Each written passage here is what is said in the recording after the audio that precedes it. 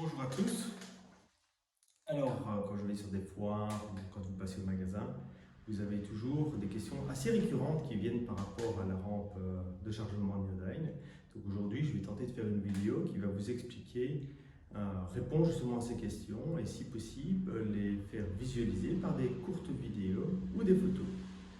D'abord, qui sommes-nous? Alors, Fun Garage, on est basé au Luxembourg. On est distributeur des produits Neodyne, on est passionné de sport mécanique et plus précisément de moto. Donc on est vraiment là pour vous écouter et vous conseiller dans le choix du produit. Avant même d'être distributeur, nous étions nous-mêmes utilisateurs de la rampe Neodyne. Alors, au niveau langue, on parle français, anglais, allemand. On expédie les rampes à travers toute l'Europe. Vous pouvez venir les récupérer au magasin, on peut également les expédier.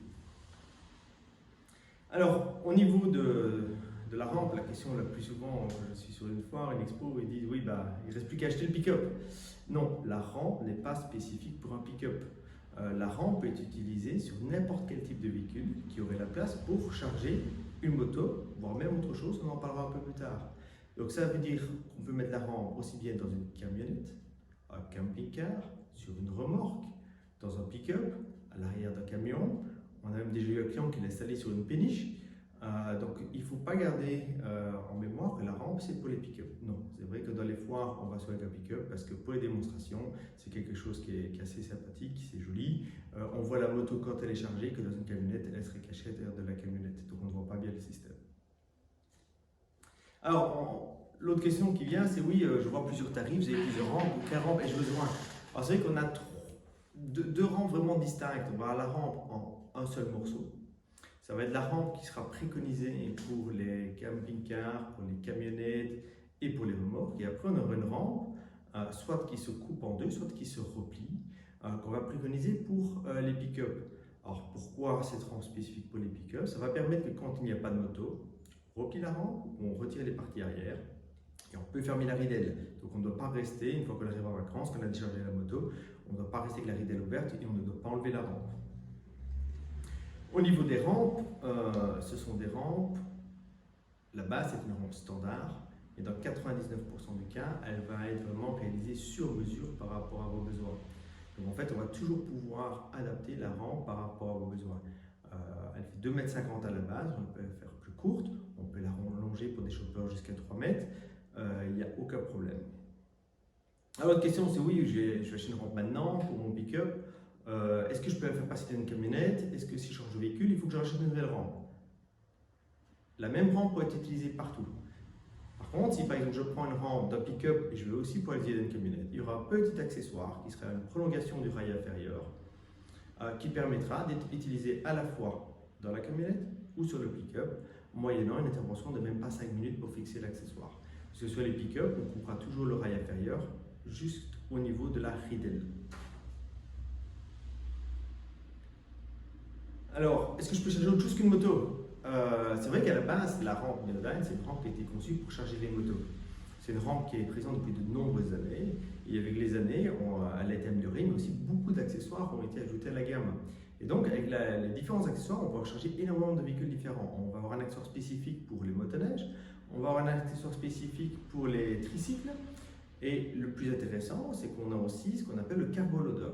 Donc, on remplace le sabot de roue de la moto par un plateau cargo qui peut aller jusqu'en largeur de 1,20 m et 2 mètres de longueur. Vous pouvez avoir un peu plus court pour passer dans les bennes, par exemple des Ford Ranger, entre les passages de roues, il faut 1,10 m pour ceux-là par exemple.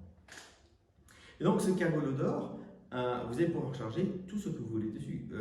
On a des clients qui ne sont pas du tout motards, ils ont acheté ça pour l'entreprise, pour charger des europalettes, pour charger tout type de marchandises. On va pouvoir charger 2 motos sur le plateau cargo, dans la mesure où la masse totale des motos ne dépasse pas 500 kg pour les 2 motos. Vous voyez, c'est un produit qui est assez versatile. On peut mettre le plateau pour mettre 2 motos d'enduro ou de rallye raid par exemple à l'arrière d'un pick-up. On peut aussi choisir de mettre 2 rampes. Il est tout à fait possible d'installer 2 rampes. On a des clients qui ont mis 2 rampes dans un Mercedes Vito pour charger des motos de piste. On a des clients qui ont mis 2 rampes dans un Dodge Ram.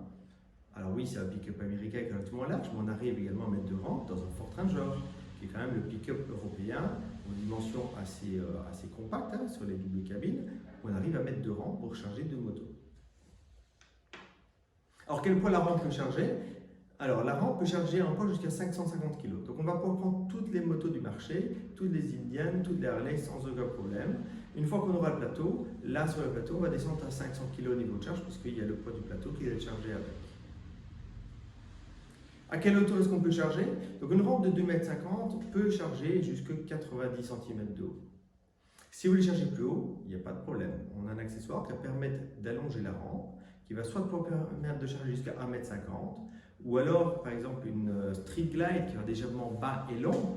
Si on veut la charger sur un pick-up très haut comme les Raptor à 90 cm, on a un risque que les échappements touchent le sol au moment de l'inclinaison. Donc à ce moment-là, on va utiliser l'accessoire qui rallonge le rail supérieur de la rampe, qui va diminuer l'angle de chargement, et un Street Glide peut être chargé sans aucun problème sur un Raptor ou dans un RAM.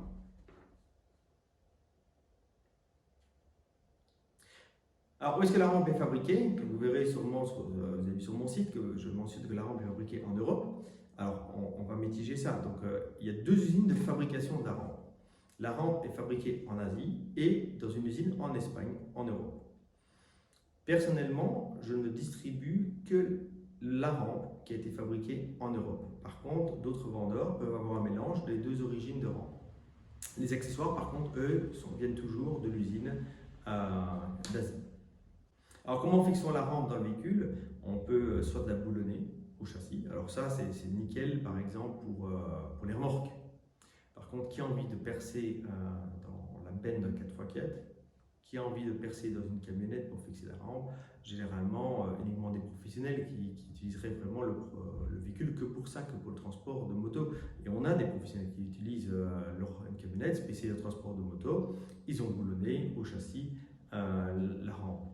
Maintenant, la plupart de nos clients, ce sont des privés qui vont utiliser la rampe pour aller sur le lieu d'une course moto, pour aller au lieu d'une concentration, pour partir en vacances. Ces personnes-là, ils veulent pouvoir retirer et mettre la rampe très facilement dans leur véhicule, aussi bien camionnette que pick-up. Et donc, il y a un accessoire qui existe qui va permettre de fixer la rampe par des sangles. Donc, on va avoir 2 sangles à l'avant et puis alors 2 à 4 sangles latérales selon les différents points de fixation pour que la rampe soit vraiment fixée de manière optimum dans le véhicule.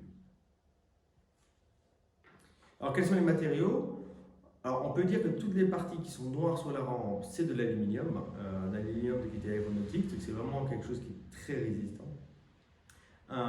Toutes les parties qui sont en orange, ça va être de l'acier galvanisé qui sera après peint en couleur orange. Alors, une autre question qui revient tout le temps, c'est sur un pick-up, est-ce légal de rouler avec la ridelle ouverte? Alors, oui, c'est légal. Donc, il y a une législation européenne qui va couvrir les chargements de véhicules, qui va parler des chargements maximum autorisés sur un véhicule. Alors, on ne va pas parler des chargements latéraux ou à l'avant, on va parler que de l'arrière ici. Et donc la loi a 2 composants.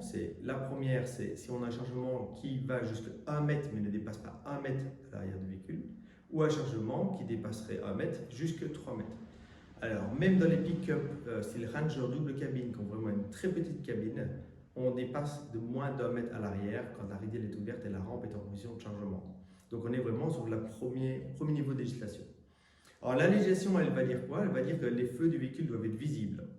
Alors quand on charge une moto, c'est pas comme quand on a des vélos sur un porte-vélo qui cachent les feux du pick-up sont visibles. La plaque doit être visible. Alors sur la majorité des pick-up, une fois que la ridelle est baissée, on ne voit plus la plaque. Donc qu'est-ce qu'on va faire? On va avoir un rappel de plaque qui va se mettre en bout de rampe. Et le 3e élément, pour être légal, il faut avoir quelque chose de réfléchissant en bout de chargement. Donc au niveau de votre plaque, il faut quelque chose qui soit réfléchissant en catadioptre. Alors, il y aura par rapport à l'Espagne et à l'Italie un carré avec les bandes rouges et blanches qui sont rajoutées en supplément. Alors ça c'est le minimum légal. Alors personnellement, moi, quand je traverse l'Europe avec la rampe avec une moto chargée, je vais mettre un porte-plaque comme sur les porte-vélos qui auront les rappels de lumière que je branche à mon attelage. Donc en fait, en bout de rampe, j'ai la plaque, j'ai les feux de position, clignotants, feux de recul, des porte-plaques comme ça pour porte-vélo, ça coûte vraiment très peu. Alors, c'est pas obligatoire pour être légal, mais je trouve que sur les longs trajets, surtout sur le nuit, c'est toujours un avantage d'aller à ce niveau-là, mettre ce petit accessoire-là. Alors l'autre chose qui vient aussi, c'est oui, et si la visseuse est en panne. Alors la rampe, elle vient en deux configurations et 99% des ventes, c'est la configuration de base qui fonctionne avec visseuse. Seulement 1%, c'est vraiment plus pour les professionnels, ils vont avec le treuil. Alors la visseuse, elle est en panne, il n'y a plus de batterie, il n'y a pas de souci, c'est juste une douille de 19. Donc en fait, le mécanisme, il fonctionne sur la base d'une douille de 19. Dans le pire des cas, juste avec une clé à cliquer, on peut monter ou descendre la moto. Ça prendra un petit peu de temps, mais c'est toujours possible de monter ou de descendre la moto. Alors, est-ce qu'il n'y a pas trop de poids sur la ridelle du pick-up? Est-ce que le fait d'avoir la moto, de la charger et de rouler avec la ridelle ouverte, est-ce que ça ne va pas abîmer la ridelle de mon pick-up? Alors même les pick-up qui ont des ridelles qui sont les moins performantes, souvent elles peuvent prendre 200 kg. C'est l'élément de base. Alors oui, si vous mettiez une moto directement sur la ridelle et les chocs de la route, tout le temps tapis sur la ridelle, clairement ça risquerait d'abîmer la ridelle, surtout une grosse moto.